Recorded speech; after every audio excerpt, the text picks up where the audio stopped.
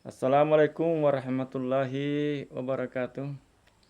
Saudara-saudaraku yang terkasih, yang sempat singgah di channel saya ini, yang sempat melihat video saya ini, di pagi ini, yang tidak ditemani oleh secangkir kopi hangat, ingin menyapa saudara-saudaraku dengan mengutip suatu frase dan kalimat dari seorang ustaz, bahwa jangan pernah merasa aman dari Allah Subhanahu wa taala. Apa makna yang kita bisa ulir dari kalimat frase ini? Di lain pihak, di toko-toko agama lain atau mungkin pendeta juga biasa kita dengar, jangan pernah merasa aman dari Tuhan. Saudara-saudaraku yang budiman, jika kita mengikuti Al-Quran, maka di surah Al-Mulk juga terdapat kata-kata amin man fis sama ayyursil alaikum hasiba fasata'lamuna kaifa nazir.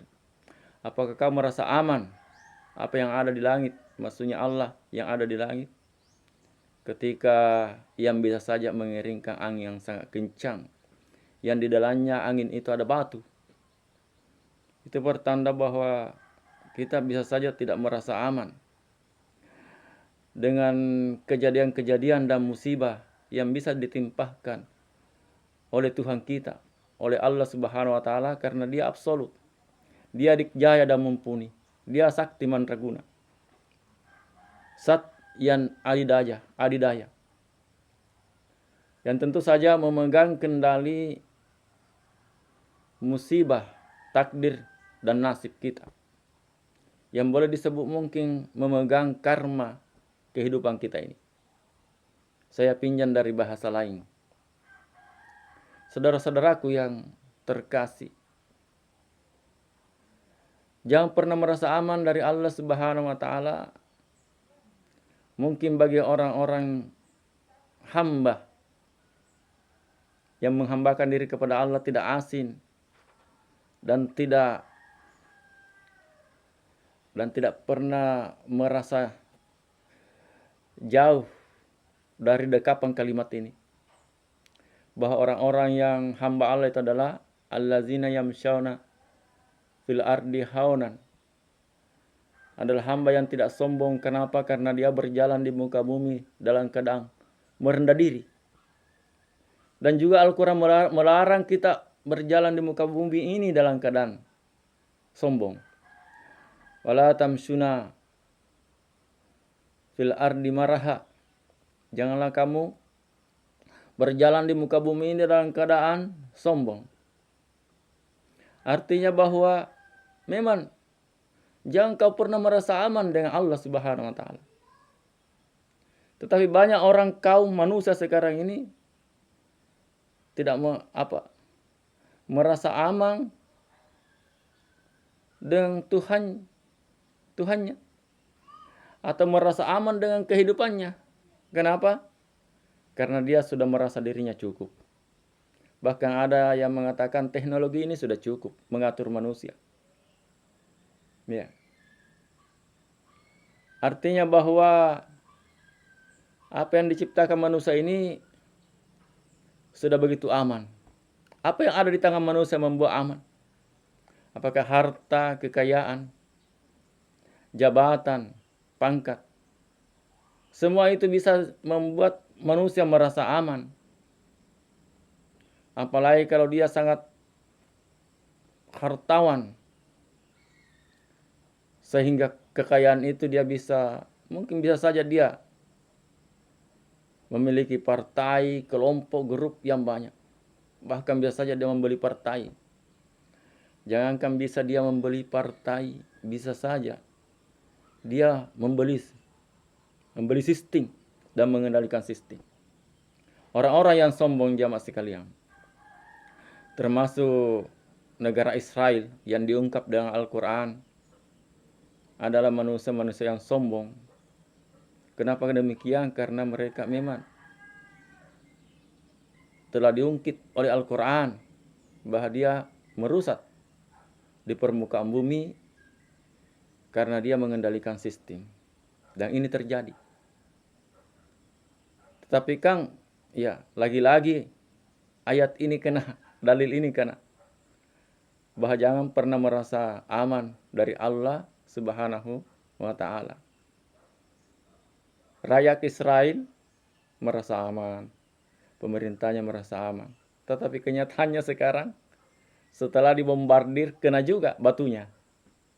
Ada rudalnya Iran yang lolos. Hancur juga sesungguhnya. Yang dulunya ketawa kalau ada rudal yang bisa ditangkis. Kenapa? Karena berlapis sistem keamanannya, merasa aman. Ada Iron Dome, ada Aero 1, Aero 2, David Slim, berlapis-lapis pertahanan udaranya. Sehingga ketika ada rudal yang ditembakkan, rakyatnya ketawa. Tetapi begitu datang Iran, membombardir juga negaranya, menangis juga rakyatnya.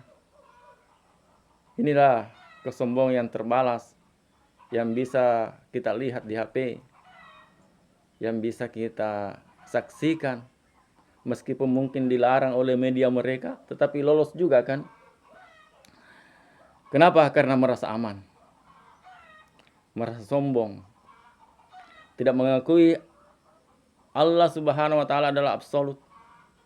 Dia cuma mau mengakui apa yang dia kerja itu adalah absolut.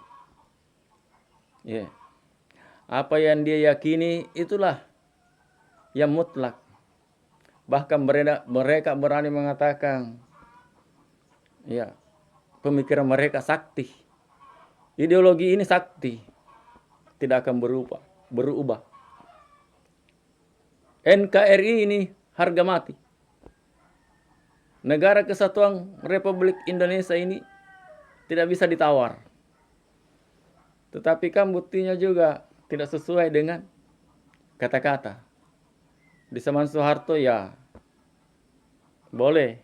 Di zaman Habibie Timur Leste lepas. Itu berarti ada perubahan. Tidak pernah abadi.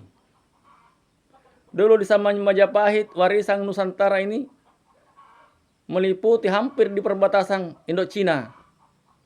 Ada Thailand Selatan, Filipina Selatan, Sulu, Mindanao, bagian dari Indonesia, Nusantara, Kamboja bagian barat, bahkan Singapura masih belum merdeka, Malaysia masih wilayah, Brunei juga.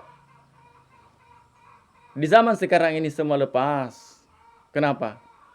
Karena secara rububiyah di tangan perubahan itu adalah dari Allah Subhanahu wa Ta'ala. Dan ternyata sekarang ini wilayah Indonesia seperti ini. Apakah bisa bertahan ke depannya kita tidak tahu. Tetapi bagi hamba yang Allah yang meyakini bahwa bisa saja ada perubahan, ya bisa semua bisa terjadi. Oleh sebab itu hadirin jamaah, yakinlah bahwa ada terus perubahan. Dalam artian bahwa kalau kita mengatakan ideologi ini sakti, NKRI harga mati, sistem demokrasi adalah yang terbaik, tidak lagi sistem di atasnya. Selain itu, yakinilah bahwa itu adalah kata-kata yang penuh dengan kesombongan. Kenapa demikian? Karena dengan sistem ini tidak melahirkan kebanggaan. Terus terang, kalau seseorang yang tidak tahu apa yang dimakan besok, seorang pengemis, seorang yang mungkin di dompetnya sudah tidak ada lagi sisa rupiahnya, ketika ditanya apakah Anda bangga dengan luasnya Indonesia, dia tidak bangga. Apakah Anda bangga dengan presiden kita yang pidato berapi-api di forum internasional? Mereka tidak akan pernah bangga. Oh, Prabowo jago bahasa Inggris, berbicara di forum internasional. Apakah Anda bangga, wahai saudaraku? Dia tidak pernah bangga. Kenapa? Karena dia tidak puas. Kemakmuran dan kesejahteraan jauh dari pikiran mereka. Jauh dari khayalan mereka. Atau mungkin cuma sekedar dalam khayalan mereka. Tentang kemakmuran dan kesejahteraan. Makmur dan sejahtera lagi kalau bukan sistem Allah yang dipakai. Belum tentu terjamin keamanan.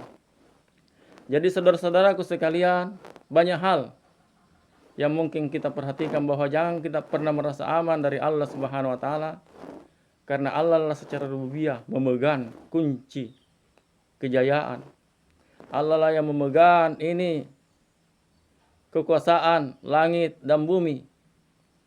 Tabarakallazi biyadihil mulk. Sungguh maha besar kekuasaannya, mulknya, kerajaannya, yang memegang langit dan bumi dan kekuasaannya, yang dimana arsinya meliputi segala sesuatu. Mudah-mudahan kita menjadi hamba yang tawaddu, ibadur rahman allazina yamsyauna ala ardi haunan, menjadi hamba yang pengasih, yang tidak tertulis dalam literatur saja, tetapi kita aplikasikan dalam kehidupan kita, di dalam hati kita. Mudah-mudahan ada manfaatnya. Hadanallahu ya kajamain. Assalamualaikum warahmatullahi wabarakatuh.